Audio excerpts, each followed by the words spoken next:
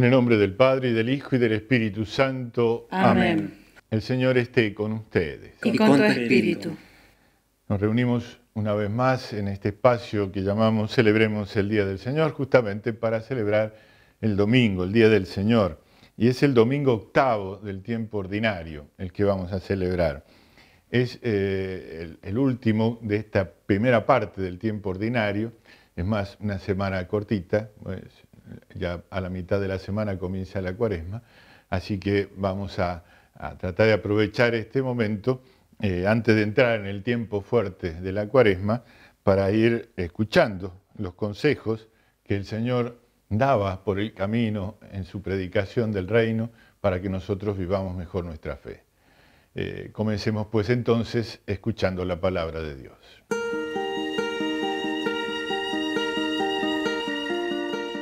Lectura del libro del Eclesiástico. Cuando se zarandea la criba, quedan los residuos. Así los desechos de un hombre aparecen en sus palabras.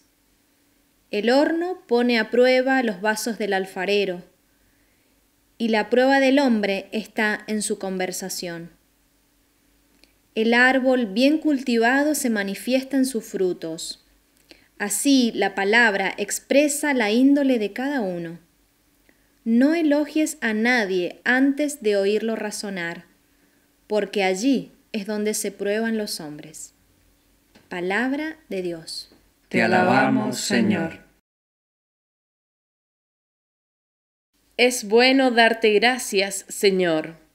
Es bueno darte gracias, Señor. Es bueno dar gracias al Señor y cantar, Dios Altísimo, a tu nombre. Proclamar tu amor de madrugada y tu fidelidad en las vigilias de la noche. Es bueno darte gracias, Señor.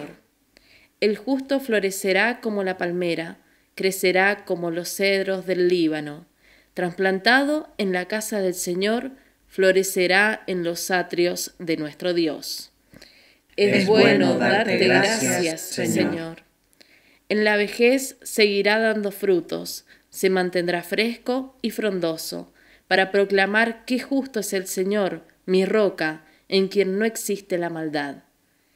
Es bueno darte gracias, Señor.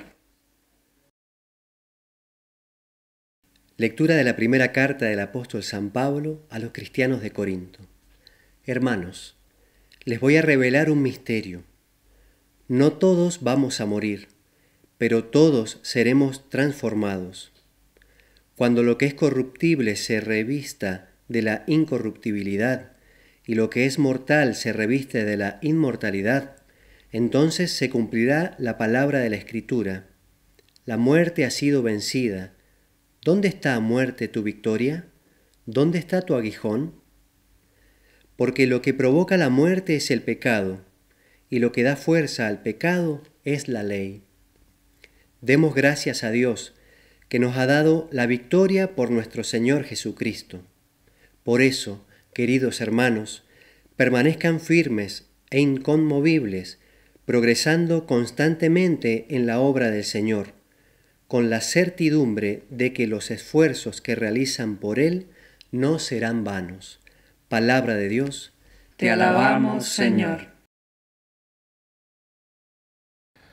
Aleluya. Ustedes brillan como rayos de luz en el mundo, mostrando la palabra de vida. Aleluya. El Señor esté con ustedes. Y con tu espíritu.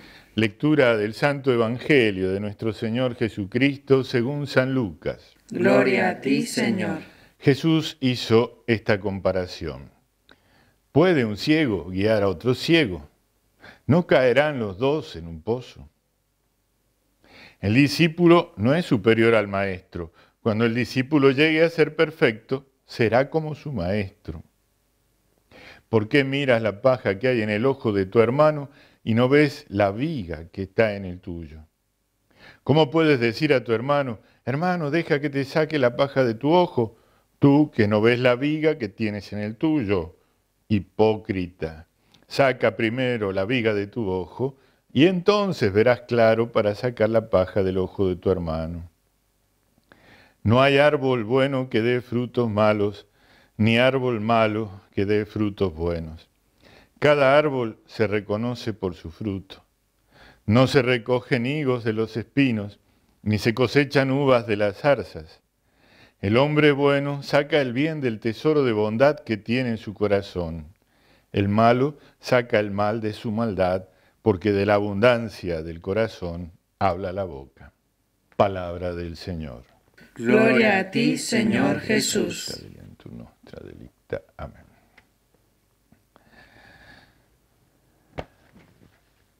Érase una vez una joven pianista que daba su primer concierto. El público, en silencio y con fervor, escuchaba la música que brotaba de sus dedos disciplinados. Todos tenían los ojos clavados en la joven pianista. Al final del concierto, todos puestos de pie, aplaudieron a rabiar. El manager se acercó a la pianista y se deshizo en alabanzas y le dijo: mira, todos están de pie aplaudiéndote, menos ese viejito de la primera fila.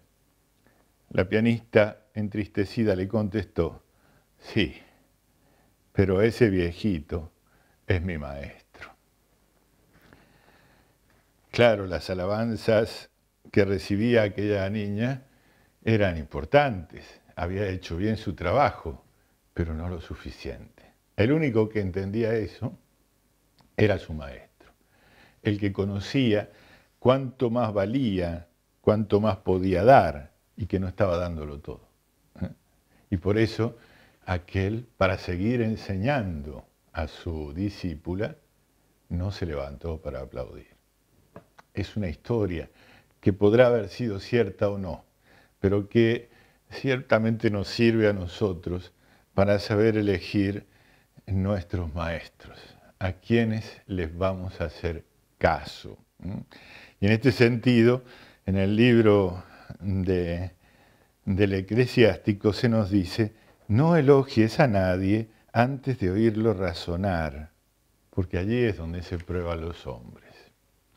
A veces hacemos caso rápidamente de cualquier consejo, de cualquier instrucción, de cualquiera que habla en su propio nombre, y no tenemos cuidado de detenernos a ver quién es el que razona mejor al respecto.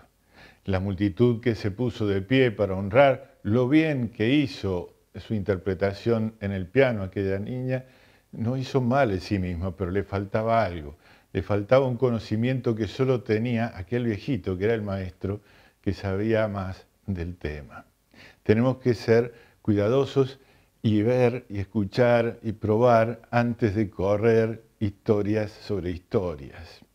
Es bastante común, ciertamente, entre nosotros tragarnos las fake news famosas, esa palabrita moderna que está muy en boga hoy y que significa noticia falsa, simplemente chisme, murmuración, sacada de cuero, como la quieran llamar, pero que es siempre mentira.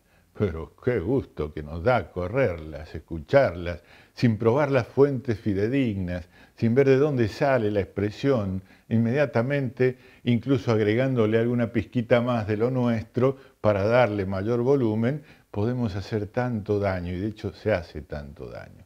Se hace daño a la justicia, a la política, a la iglesia, en todos los niveles. En todos los niveles ciertamente hay siempre algo que criticar, sí, más vale, pero no se arregla criticándolo, y menos mintiendo, tergiversando, dando vuelta a las cosas, poniéndolas al servicio de nuestro capricho, de nuestra ideología. No es así como se encuentra el verdadero camino. En el Evangelio que hemos escuchado, el Señor nos da 3 consejos muy importantes para hacer mejor nuestra vida. Él es el Maestro, Él es el camino, Él es el que nos enseña bien, el que ha probado que su inteligencia es superior a la nuestra. Entonces nosotros podemos confiar ciertamente en su palabra más que en la del mundo. El mundo ha probado mentirnos siempre o casi siempre. Jesús ha probado ser la verdad siempre, sin duda, siempre. Y nos enseña estas cosas para que nosotros vivamos como Él, y al vivir como Él vivió entre nosotros, porque no pretende que nosotros ya de entrada y de golpe seamos como Dios, sino que vayamos caminando hacia eso. Por eso Él se bajó a nosotros, se bajó a nuestra naturaleza humana y caminó nuestros caminos, anduvo por nuestras casas y anda constantemente mostrándonos este camino de salvación. Primer consejo: ¿puede un ciego guiar a otro ciego? ¿No caerán los dos en un pozo? Claro, seguro que sí. ¿Cuántas veces nos ponemos en guías ciegos de otros ciegos? Porque sin saberlo todo, andamos diciendo que es así, que es asá, que es de esta manera. Le escuchamos una vez a alguno que tenía ínfulas de no sé qué, y entonces nosotros ya hicimos nuestra esa afirmación y la vamos pontificando como si fuéramos la autoridad suprema que dicta los dogmas. De ninguna manera es así. ¿Cuánto daño se ha hecho en nuestra iglesia diocesana por este sabérselas todas sobre cosas donde el Señor ha dejado una autoridad firme para decir qué se hace y qué no se debe hacer?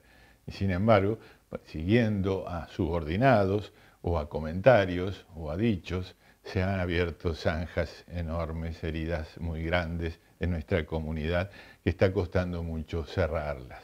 No cualquiera puede guiar, porque es como el ciego que guía al ciego y caen los dos en el pozo. No son las noticias de la prensa internacional las que nos revelan el corazón de la Iglesia. Hay caminos de mayor certeza, seguro, y tenemos que buscarlos en todas las cosas. Buscar la noticia oficial, la palabra justa. Si esa no nos satisface, buscar las personas de mayor razonamiento, de mejor vida espiritual, de mayor santidad, para que nos expliquen la verdad de los hechos y con humildad aceptemos esa verdad para no equivocarnos y hacer que otros se equivoquen. No está el maestro de la vida en los jueguitos electrónicos, pero sin embargo muchos viven como si fueran protagonistas de un juego electrónico, de un mundo virtual, moviéndose y desarrollando su vida con esa virtualidad que puede ser muy justa en esos juegos, pero que no es la realidad de la vida en la que vivimos. Entonces no podemos dejarnos guiar por esas falsas verdades que no son más que mentiras. Nosotros tenemos que buscar la verdad verdadera, y esa se encuentra en la realidad real.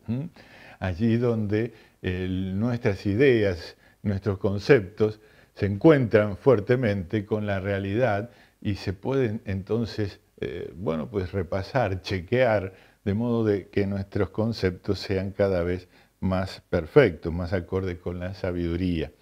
El verdadero maestro es Jesús. Entonces, a Él tenemos que seguirlo. Cuando Él nos dice el discípulo no es superior al maestro, cuando sea como el maestro, será eso, como el maestro, está hablando de Él y de nosotros como discípulos. Nosotros no vamos a ser más que el maestro, si no a lo sumo vamos a poder imitarlo. Ojo, que el maestro es un maestro crucificado. Para seguirlo hay que seguirlo por su camino, por su disciplina. Eso significa ser discípulo, vivir la disciplina del maestro, caminar por los caminos del maestro. El segundo consejo es no agrandarle el mal del otro, no agrandar el mal del otro. Eso dice, tenés una basurita en el ojo, amigo, y no te estás dando cuenta que vos tenés una viga, no una basurita. A veces agrandamos la basurita del otro sin pensar que nuestra basurita es mucho más grande, muchas veces. Y tanto que nos entorpece la vista, no podemos ver bien. Sí, tenemos que ayudar al otro a corregirse de sus errores. Si ves a tu hermano pecar, ve y corrígelo, dice el Señor. Pero fíjate bien cuál es el tamaño de su maldad. Quizás no es tanto como se presenta en un primer momento.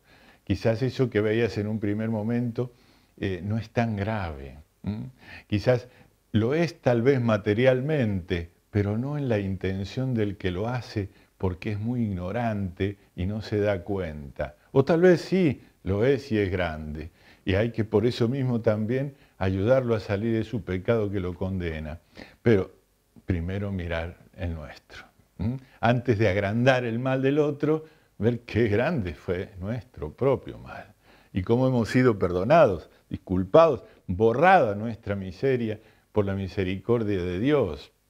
Y así tenemos nosotros que actuar con los otros, ¿no? No seamos hipócritas, de ver solo, a esa gente se refiere el Señor con esta palabra hipócrita, ve solo el mal del otro y lo agranda y lo agranda y lo agranda para disimular el propio. ¡Qué tonto! Así nunca te vas a curar de tu propio mal.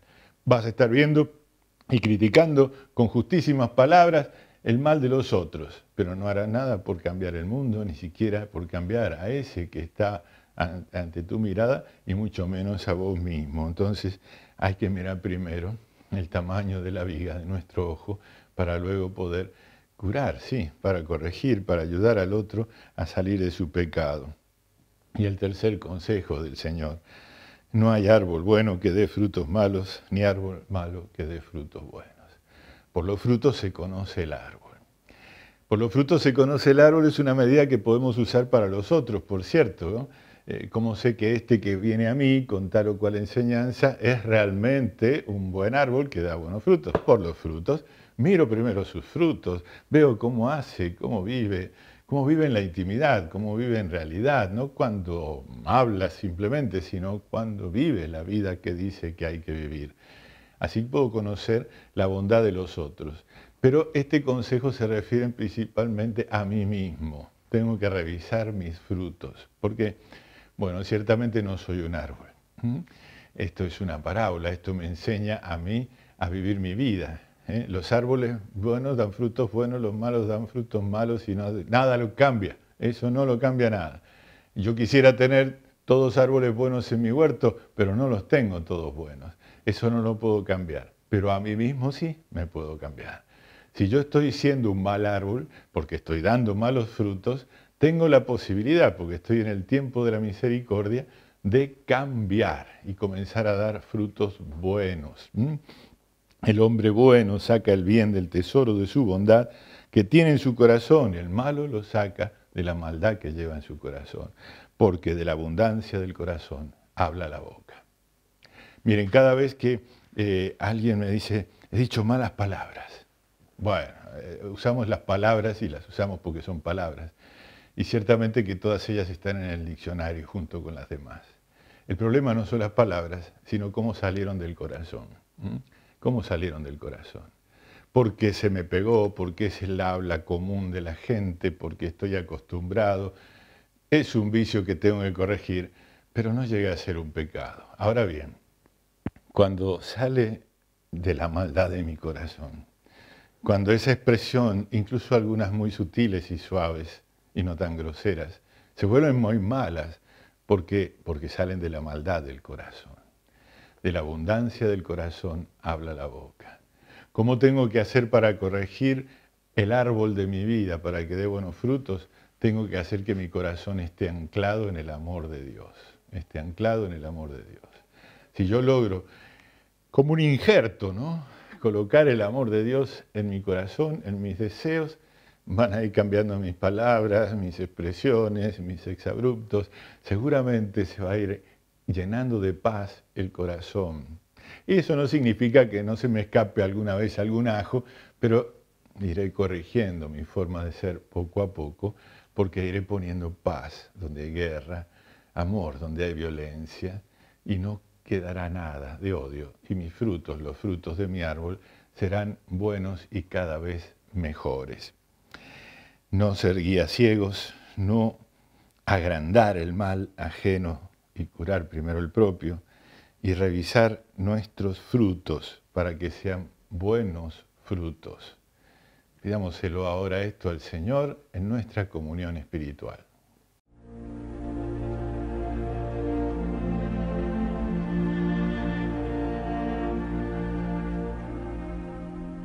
Creo, Jesús mío, que estás realmente presente en el Santísimo Sacramento del altar. Te amo sobre todas las cosas y deseo recibirte en mi alma, pero como ahora no puedo recibirte sacramentado, te pido que vengas al menos espiritualmente a mi corazón, como si ya te hubiese recibido. Te abrazo y me uno toda a ti. No permitas, Señor, que jamás me separe de ti. Padre eterno, te ofrezco el cuerpo y la sangre, el alma y la divinidad de tu amadísimo Hijo, nuestro Señor Jesucristo, en expiación de mis pecados y los del mundo entero, y por todas las necesidades de nuestra Santa Iglesia Católica. Amén.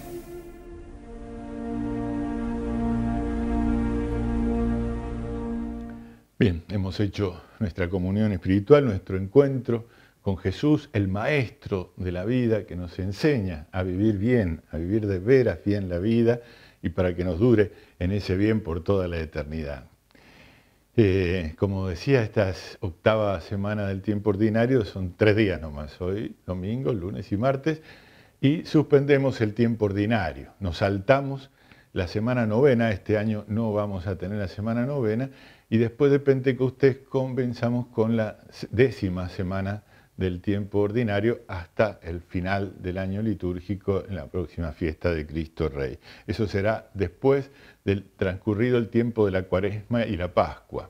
Es un tiempo largo, profundo, que tiene que ayudarnos a convertir nuestra vida de un modo terminante, y por eso lo empezamos con un día de precepto no de la misa, no tenemos precepto de la misa para el miércoles de ceniza, pero sí tenemos el precepto del ayuno y la abstinencia. Durante la cuarentena se nos dispensó el precepto de la misa dominical porque por razones de sanidad era conveniente no reunirse todos en un lugar donde pudiera haber contagios. Es una prudencia humana que la Iglesia debe respetar. Pero no se suspendió el precepto del ayuno y de la abstinencia de todos los viernes del año, y el ayuno solo dos veces en el año es de precepto, el miércoles de ceniza y el viernes santo. De modo que este miércoles de ceniza, ya no es más carnaval, para empezar, mañana y pasado será carnaval, pero el miércoles ya no, comienza entonces este tiempo fuerte de la Cuaresma, el color de la liturgia deja de ser verde para volver a ser morado, indicándonos de esta manera la necesidad de nuestra preparación, de nuestra conversión. 40 días hasta la Pascua, 40 días de penitencia, 40 días de austeridad, 40 días de ir preparando el corazón para acompañar los dolores de Jesús que sufrió por nosotros hasta la muerte y muerte de cruz. Y después de esos 50 días, no 40, 50 días para celebrar el triunfo de Cristo resucitado. Vamos a hacer esos ejercicios espirituales lo más prolijamente posible. No tenemos que adelantar la Pascua, tenemos que vivir profundamente la Semana Santa cuando llegue. Entonces empezamos estos 40 días de penitencia este miércoles, no olvidemos. Bueno, este es el último programa de Celebremos el Día del Señor, Dios mediante, por esta temporada. Y a partir del domingo que viene ya vuelve en estos mismos espacios y lugares la Santa Misa. Les pido una oración muy especial por la continuidad de este proyecto que tiene sus costos cada vez más elevados como todas las cosas. Así que también la generosidad de su colaboración hará posible que sigamos adelante y que vuelva a este espacio y se continúe, se mantenga tanto la Santa Misa Dominical como las demás producciones de nuestra productora San Gabriel. El Señor esté con ustedes. Y con tu espíritu. Los bendiga Dios Todopoderoso, el Padre, el Hijo y el Espíritu Santo. Amén. Para dar gloria a Dios con nuestras vidas, podemos quedar en paz. Demos gracias a Dios.